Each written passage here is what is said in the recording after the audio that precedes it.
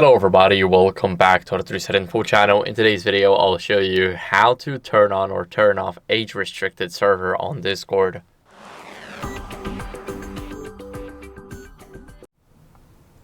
So first, what are we going to do is we're going to go over and click on our server name, go to server settings, and here what are we going to do is we're going to go to people section and access.